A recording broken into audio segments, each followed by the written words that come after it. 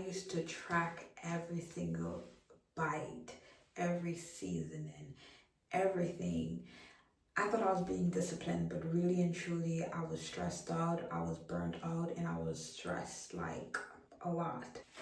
Tracking calories should be a tool, it shouldn't be a prison. So let's talk about 3 tips that can help you track calories in a healthy way.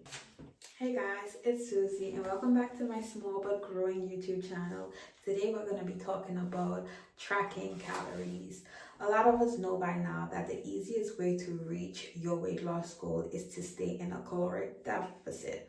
What's the easiest way to stay in a caloric deficit? Is to track your calories. So a lot of us have started implementing apps like MyFitnessPal. I know my friend uses NutriBlast or something like that to track her calories, and it has been a movement. But sometimes we form different types of relationship with these tools, where you can have a positive relationship with tracking calories or a negative relationship with tracking calories. This video is basically to give you a few tips on how to avoid developing that unhealthy relationship with tracking calories, and also building that awareness that, hey, maybe you might be taking this a bit too far.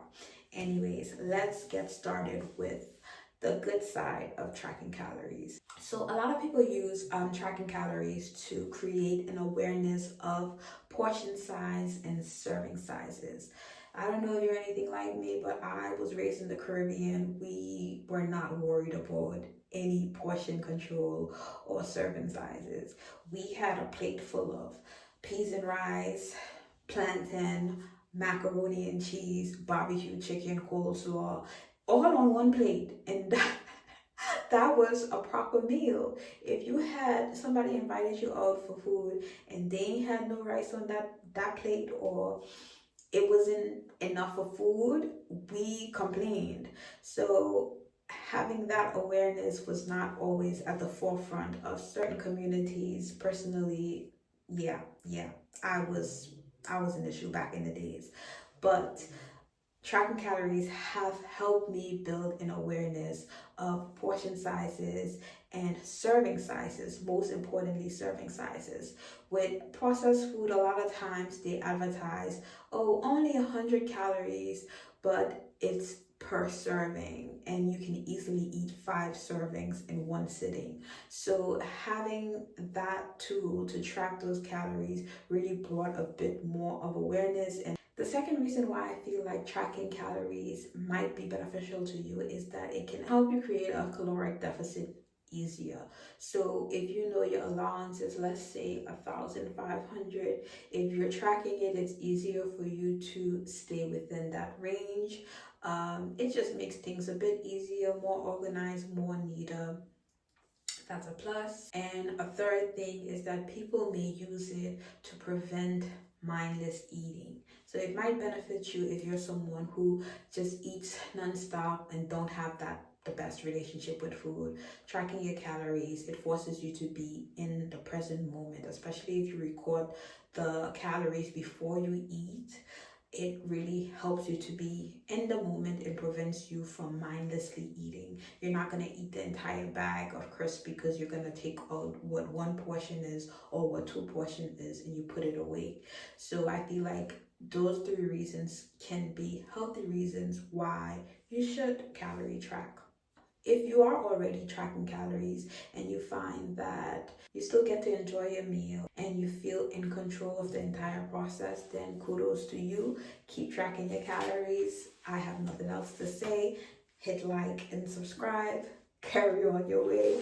But if you have been tracking calories for a very long time, or you are considering tracking calories now, let's talk about the bad side and the unhealthy habits that people have developed with tracking calories. So the first red flag is that sometimes people get really obsessed with it, where they aren't able to eat a meal without tracking the calories, or they feel very anxious about the app itself, or they feel very anxious and overthinking about even recording the food into the app. That's a red flag. You might need to revisit your relationship with tracking calories if that's happening to you. If you find that you're unable to go out, or you're turning down meeting up with your friends or seeing your family because you're not able to track those meals, that's a red flag. If you feel like you're not in control, for example, one day you overeat, and you might find that the next day you are going to try to undereat to make up for the previous day, which might lead to you being really hungry in the evening, and you end up overeating, and then you end up binging, and then you start over again, and then you undereat to make up for the previous day, and then you end up overeating, and then you end up in this cycle where you're constantly binging. You don't want that. That's easily achievable. Very easy. Yeah, you don't want that. That's a red flag if you are actually doing that. So let's talk tips, ways to prevent developing those unhealthy habits, or ways to break those unhealthy habits that you have already established with calorie tracking. The first tip is to aim for a range. If your caloric deficit is, let's say, 500 and it's 1,500 calories a day, create a range. Maybe say you're able to eat 1,500 to 1,700. That gives you a 200 buffer window. You're still going to lose the weight because you're still going to be in a 300 calorie deficit. It might take slightly longer to reach to your goal, but allowing that range, it gives you a bit of breathing room. If you do go over by a bit, then you're not hard on yourself. You're still going to aim for that 1,500, but if you go up to 1,600 or 1,700, then you don't really beat up yourself. It gives you a bit more of a buffer room. The second thing that I would advise you to do is to take planned breaks.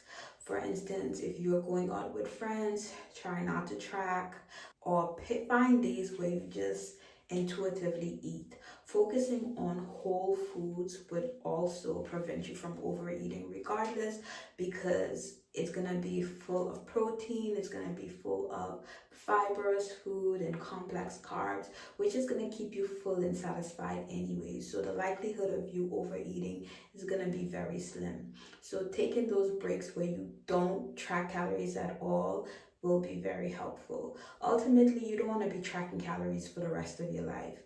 Some people, I personally just did it for the first 3 months of my weight loss journey because I wanted to have that awareness, and I've stopped. I haven't tracked calories in maybe 2 years now because I feel like I have that awareness, I have that understanding. Before I even pick up something in the grocery store, I look at the nutritional facts and I decide there and then, is this something that I want to have in my house or not? So you decide how you want to do it, if you want to do it forever, if you want to do it for the next 3 months, 4 months, or until you reach to your weight loss goal. Then you can just maintain it without tracking calories. Find what works for you, but having that break can actually make it easier for you to not develop negative habits with that. And my third and final tip is to track your meals before you eat it and not after you eat it. I know for a fact that some of my friends, a lot of my friends actually, they do track calories. So when I go to the cafeteria with them at the hospital, if they didn't bring their dinner, you will see everyone complete silence and I don't track calories anymore. So I'm just looking at everyone, and it's like everyone's just tracking exactly what they're eating down to the bottle of water that they're drinking, which is good, I guess.